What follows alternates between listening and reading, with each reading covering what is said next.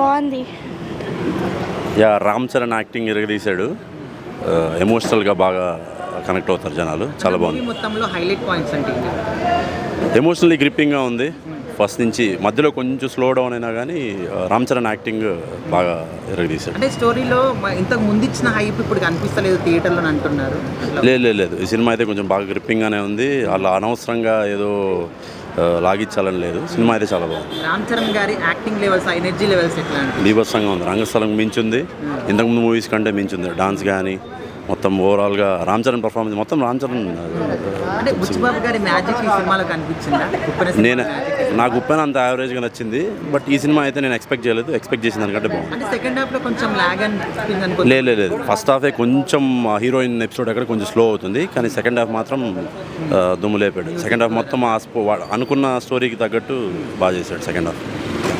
Amazing. పెద్ద movie ఓవరాల్గా cinema మొత్తం బాగుంది.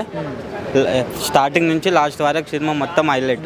స్పోర్ట్స్ డ్రామా, ఊర్లో సెంటిమెంట్, కాళ్ళు తీసేయడము, హాస్పిటల్ సీన్స్ అన్నీ బాగున్నాయి. ఐటెమ్ సాంగ్స్ ఒకటి మైనస్. లాస్ట్ 40 minutes సీను ఆ లాస్ట్ ఏడిపించేయడము. మన ప్రతి యాక్టరు చాలా బాగా యాక్ట్ చేశారన్న. మన జగపతి ముందు ఇచ్చిన హైప్ థియేటర్లో మాకు కనిపించలేదని అంటున్నారు. అట్లా ఎవరో ఏమో అన్నారని ఇప్పుడు బర్రెగడ్డ తిన్నదాన్ని మనం కానీ తినలేము కదా అన్న. ఎవడో ఏమో కూర్చుండు అనేసి మనం గుట్టంగా అట్లా అనుకోవడం చాలా తప్పటి. వాడు పేటే బ్యాచ్ కొందరు ఉన్నారు. వాడు యూట్యూబర్, వాడు పైసలు కోసం చేస్తాడు. పూల చొక్క వాడు వాడికి చెప్తున్నా, సినిమా చూడండి. రాత్రి సినిమాకి వెళ్తే వాడు ఒకరోజు ముందే పెడుతుండు, నీకు స్పెషల్ షో ఇస్తుండ్రు. రారేవాడని ఏమన్నా వచ్చి నీకు పైసల కోసం సినిమా తప్పు పట్టకుండా సినిమా అంత బాగుంది. Overall good. మీ ఫ్యామిలీలో ఎన్ని సినిమాలు వచ్చినా ఒక ఫ్యాన్కి వస్తాము, చూస్తాము, ఆనందిస్తాము, అభిమానిస్తాం, అంత బాగుంది. కానీ ఈ తెలంగాణ మాత్రం మా అయ్యోలో జాగిరే. ఎట్లా ఉందన్న పెద్ద మూవీ? పెద్ద ఇలాంటి కథలండి అది మనకు రెగ్యులర్గా వచ్చే కమర్షియల్ స్టోరీస్ కాదు. మనకు 10 సంవత్సరాలు 20 సంవత్సరాలకు ఒకసారి వచ్చే స్టోరీస్. ఇలాంటి సినిమాలు చూడాలి. ఎందుకంటే మళ్ళీ ఇలాంటి సినిమా వచ్చేటప్పటికి మనం ఉంటామో పోతామో తెలియదు కాబట్టి ఇలాంటి సినిమాలు కంపల్సరీ చూడాలి. ఎందుకంటే ఎక్కడో కూడా కమర్షియల్గా ఒక సినిమాని తీయాలి, లేదో క్యారెక్టర్ లేదో కలెక్షన్స్ కోసం అయితే సినిమా తీయలేదు. అంటే దీంట్లో ఒక 3 గేమ్స్. మనం ఆట అనేసరికి గేమ్కి వచ్చేసరికి కుల మతాలు జాతులు అనేవి మనం విశ్లేషించాము. కానీ ఒక సినిమా వచ్చేసరికి వీడు నా హీరో, మీ హీరో కాదు అని చెప్పేసి కుల మతాలు వస్తాయి. కానీ ఈ సినిమాకి మాత్రం అలాంటి ఏం పెట్టుకోవద్దండి. ప్రతి ఒక్కళ్ళు చూడాల్సిన సినిమా. పెద్దవాళ్ళు కానీ, చిన్నవాళ్ళు కానీ, ఆడవాళ్ళు కానీ అందరూ కూడా కలిసి చూడాల్సిన ఒక ఎమోషన్స్ ఉన్నాయి. పిల్లలకి నచ్చే గేమ్స్ ఉన్నాయి. అందరూ కూడా కలిసికట్టుగా చూడాల్సిన సినిమా.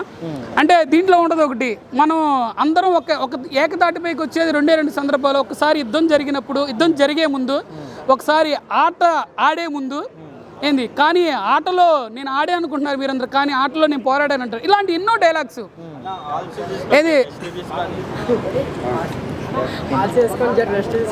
అట్లానే ఇప్పుడు అప్పల్ సూరిగా జగపతి బాబు క్యారెక్టర్ కానీ, జగపతి బాబు ఉంటాడు, చావు బతుకులు కబురు తెలియాలంటే మనకు ఊరికి రవాణా అనేది ఉండాలిరా. నీకు కూతురు పుట్టింది అని తెలియడానికి నీకు 2 రోజులు పట్టింది. అదే రవాణా ఉంటే నీకు అరగంటలో తెలిసేదిరా అంటాడు. ఏది మళ్ళీ శివన్న, గౌర్నాయుడికి శివన్న అంటాడు, పెద్ద నిన్ను అందరూ నిన్ను పిలుస్తున్నారంటే అది నీది కాదురా, నీ ఆట యొక్క గుర్తింపు అని చెప్పేసి కూలి నా కొడక అంటాడు. ఇలా అంటే అతను కుస్తీ యోధుడిగా అతను యొక్క బాడీ మేకవరు చాలా కష్టపడ్డాడు రామ్ చరణ్. అదే సినిమా స్టోరీ అంటే ఒకటే. ఇక్కడ సినిమా స్టోరీ చెప్పినందుకు మాత్రాన అక్కడ వాడికి ఆ స్క్రీన్ ప్లేను, ఆ నేరేషన్ తెలియదు.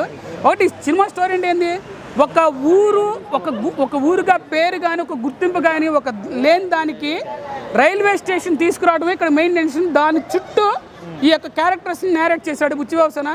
గురువుని మించిన శిష్యుడు, పొట్టివాడు గట్టివాడు, అంతే. పొట్టివాడు గట్టివాడు అనడానికి సాంగ్ మోడలా.